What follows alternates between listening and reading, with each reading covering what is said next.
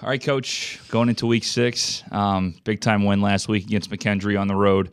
GLVC now 2-0. Got a big game coming up this week, but let's focus on last week. You guys going on the road, a team you knew could score points, a team you knew that had a lot of weapons. You guys get hit with the injury bug a little bit. Eric doesn't play. Cade goes out in the third quarter. But just talk to me about, the things you guys had to overcome, and then obviously just the performance. Yeah, that's probably what I was most proud of is that, coming out of the week before and where's our minds, and then, we do have a little bit of that, so you have some of the higher profile injuries, but, the ones that kind of affect you is the depth in certain positions. So, when you're kind of banged up in spots where maybe they're not names that people recognize or anything, but they're guys that are helping us with our depth. So there was a lot of adversity, and kind of going into that, I think one of the positives were for our offense is to see, our offense perform without Eric on the field.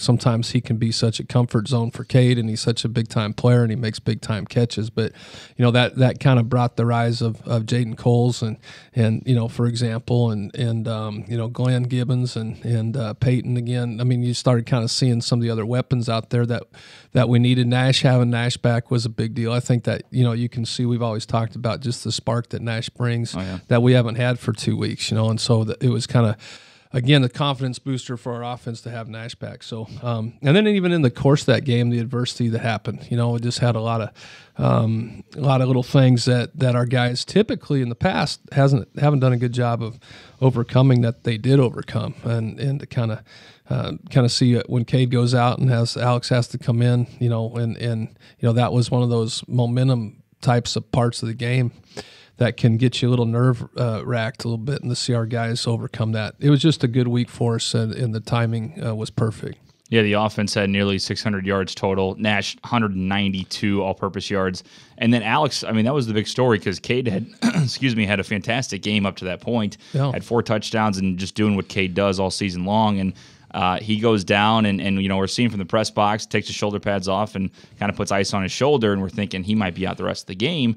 You're also coming back because McKendree retakes the lead, so Alex had to step in, and you could tell he's a little rattled at first, but really made some big-time plays. Well, and I think our team has a lot of confidence in Alex. They see him on a daily basis. He's some of these guys, not a lot of them, but a few of them were here. Some of our seniors remember him playing as a true freshman here at quarterback, and so so he's had a little bit of that experience, but just to step in that situation, and Alex is one of those guys that could be a starter here. He could be a starter in every in any program in our conference. So we're blessed to have 2 really high quality quarterbacks, and it is exciting to see him get that opportunity. And then we gave him the little coin that for almost like a player of the game type of thing. I mean, we saw Cade's numbers and everything, and he was the GLVC player of the week. But in that moment, at that time, we gave Alex that to step in. Hadn't even warmed up, haven't even thrown a ball, and make some plays to help us get that win. So I think the question that all the fans and everybody wants to know is, what's the status on Cade and what's the status on Eric going into this week? Yeah, I think both of them are playing. I think it's Cade. They both had similar injuries. In fact, they had the same injuries, Eric and Cade. Cade has made a really good recovery. Felt a lot better on Monday. Didn't practice on Tuesday as far as throwing. He kind of did some of his mechanic stuff as far as in the run game stuff, but and then Wednesday was throwing the ball, and so you would still say we want to see really what he looks like Thursday and even Friday, kind of how his strength and his arm is. So might be game time decision, but I would anticipate both those guys playing. Jaden Coles, another guy you kind of mentioned, an interesting situation with him where on the roster, he's technically a running back, redshirts last year, coming in here as a redshirt freshman, and he's really stepped in when you've had injuries to Henneman and him just kind of performing as well, stepping up in the receiving game. He gets his first career touchdown as a Lion, over 100 yards receiving. What have you seen from him early? Well, we've seen this as a redshirt freshman. I mean, Jaden's got some speed. He's a really good running back, but the way we kind of utilize him a little bit because of our depth at running back and some other spots. we want to try to get Jaden on the field too. So he's kind of servicing a little bit as like an H-back, kind of what Eric Hinneman does in a lot of situations, and utilize his speed. He was one of those guys that we were excited about, from the moment he got here, and as a redshirt freshman, you could just see him on the scout team and stuff he did. It's kind of like, hey, can't wait for him to start playing, and we saw that Saturday. Going into that game, McKendree had a lot of people there for homecoming. It was packed. It was a good atmosphere for football. First half was pretty back and forth. I mean, honestly, they kept answering 21-17. You guys were leading at the half. Going into the third, I was kind of talking about it on the halftime show, saying I think that coach is going to get these guys going, and I think they score 2 quick ones, and that could do it. You guys go and score 2 quick ones, but they answered, directly after me. Yeah. What was it like seeing that offense and the special teams, the 100-yard kickoff return and everything, but the fact that your offense goes back on the field and answers after they answer quickly and just kept going? A lot of 88's a dude. I think Cole. He was responsible for 21 points in that game, and number one, it's just a simple the first touchdown. When you have he's an NFL type player, and I think sometimes you can put a lot of attention on one player, and it can almost kind of make you get back on your heels a little bit. I think a lot of the adjustments at halftime that our defensive coaches made were very good, because really his second touchdown was just they emptied out and go to like a little bubble screen, and it's just a matter of we just don't leverage. We work that drill all the time, and if you come underneath the block, I think any of the receivers there would have went and scored if we come underneath the block when you're trying to vice a screen out there on the perimeter, and we just didn't vice it, and he went around, went on the outside of that. And so, again, kids see that on film. Okay, this is why we leverage the football, right, and we probably tackle him for a 3-yard gain. Instead, it goes for a touchdown. So, I said the week before when we talked, I saw McKendree's operation. They have a very good offensive operation, and their quarterback, I think, just a redshirt freshman, is going to be a heck of a player in this league. They have some weapons, and so I think again, just taking away those explosive plays and the kickoff return again is if you, it shows you so much why you got to drill in these kids to do your assignments. If you go outside of that, if you go on the other side of a block in your running lanes on kickoff return, it opens up. He could have drove a Mack truck through that hole right to get. So we have to do our assignments. We've been covering very well on kickoff this year. In fact, we've done really well, and so it's disappointing to see him get out, especially that guy, because once he's out, he's speed. Out. Yeah. We covered him earlier in the game, did exactly what we're supposed to do. He made him go to the outside, and we were able to get him down, and I think at the 22 or 25-yard line. So, good football team though, and I think that I think they're going to do well in this year. I think their offense is going to give some people some trouble. Well, speaking of their offense too, they threw some things at you guys that you guys have probably seen a couple times, but things that you obviously couldn't have predicted. Where their backup quarterback goes in as receiver, had going into that game 1 reception for 0 yards, so a screen pass, got tackled right away. Right. He catches a touchdown pass. Goes out and makes a great play. It's crazy to see him step up like that. And then also he's a Wildcat quarterback, so throwing something at you like that. And then the running back going into the game, their starting running back, only averaged about 2.5 yards per carry. And then he was finding holes too. What did you see them changing up from film? Well, we did see a bunch of new looks, a lot of the empty stuff that we hadn't, really weren't seeing a lot of them doing. Like you said, the Wildcat kind of stuff. Those are things that you will see week in and week out. Offenses evolve and you see some new stuff, but it usually kind of stays within a little bit of what they do. And so, so we that's just something you got to be prepared for every week. I really. Some of our problems were just, tackling. I think that's the other thing. Their running back runs hard, and he got yards after contact, and like Coach I said, our first downs defensively were not good. They were getting too many yards on first down. So when you start getting into 2nd and 3 and 2nd and 4, it really kind of puts you in a different play call. Sure. And puts you in a little limbo there. And so really good defenses take care of first down.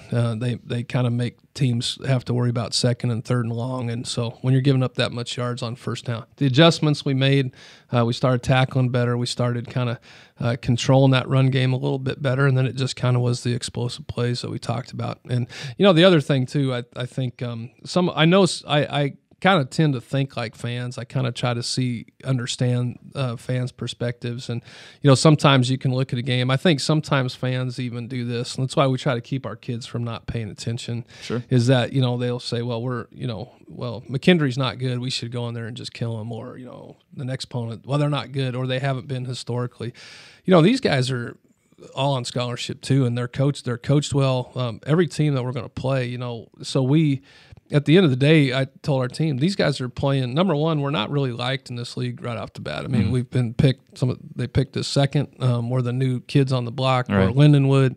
This was their homecoming. I think they were 22-1 in over the years in homecoming. So there was a lot of emotion in that game. McKendree was really fired up. And our kids matched that. And at the end of the day, we made the plays to win.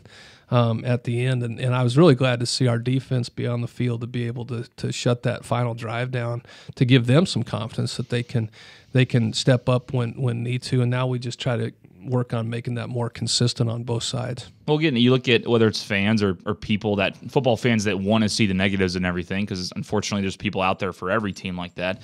But your defense, I mean, Cole had a couple big plays, but throughout the second quarter and the fourth quarter, he was shut down. You know what I mean? That's a big part of it. That's what I'm saying. I think, it just shows you how the strategy and the chess game that goes on. I mean, our coaches do a nice job of adjusting. I mean, when the game's going on and you see somebody's having success on an offensive series, part of it is you gotta be making adjustments on the fly, but you can't panic. You can't have your defense panic. And like I said, really, it's just technique stuff. I mean, right. The first touchdown was just, our defensive backs have to recognize when you're up against a guy like that, you can't be in hard press on there. That guy's going to run by you. Mm-hmm. So, again, we learned a lesson there. I mean, it's the really good catch in the end zone. I mean, I still, looking down there, I'm still shocked that, his feet were in. But he just made a heck of a catch. But, our kid's in pretty good position, and sometimes it's a perfect throw, a perfect catch, and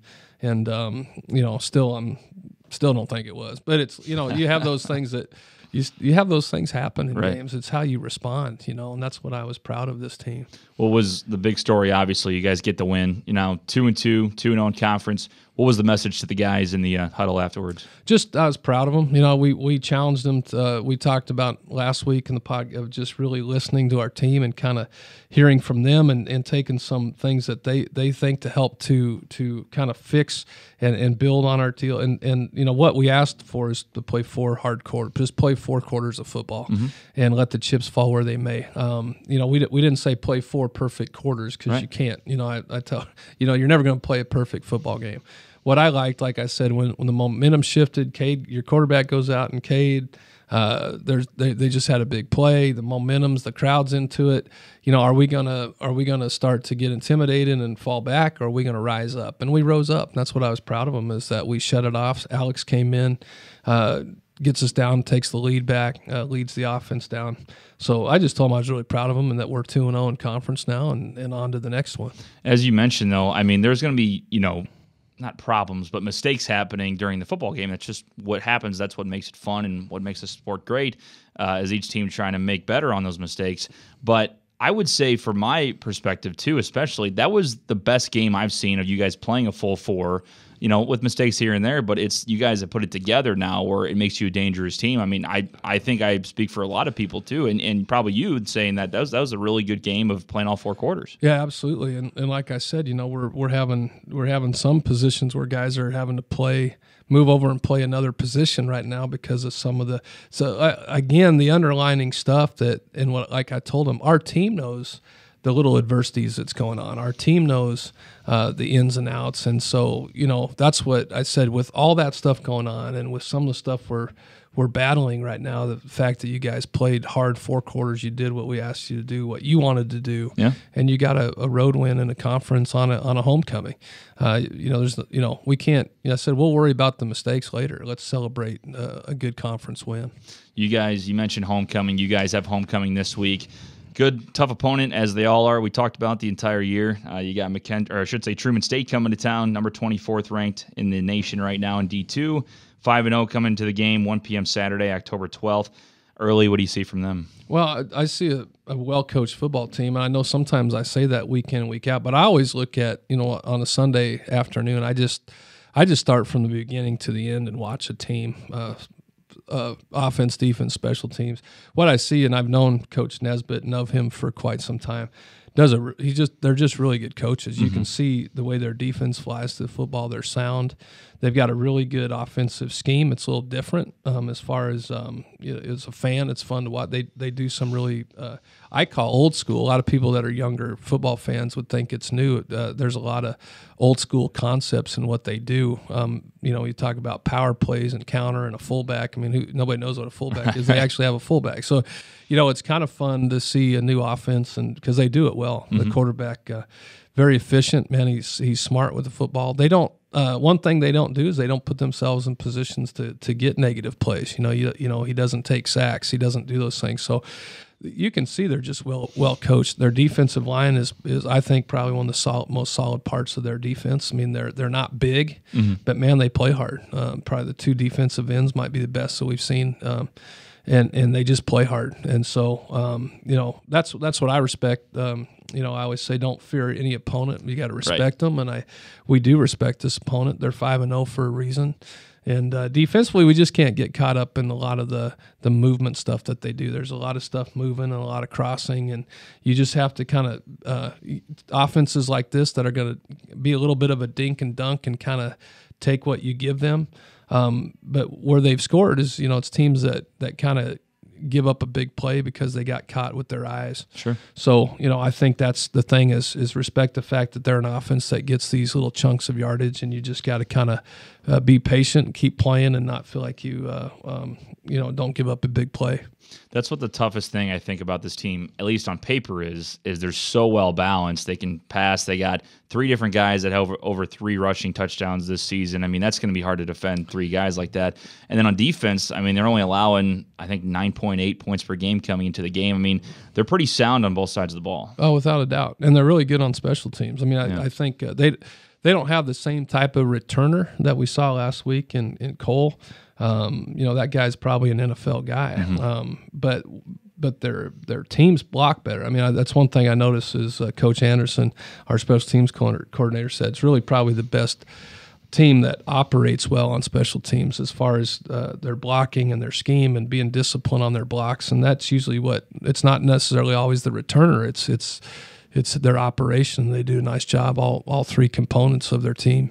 So as you always mention, though, you guys don't look at the team as coaches, but you guys focus on yourselves. After a game like that against McKendree, where it's a close game, but you guys played a full 4, had a lot of positives out there. What are some things you'd like to see continue into this week, and some things maybe to change? Well, we wanted to copy and even get better on, because we had 3 great practice days the week before coming into McKendree.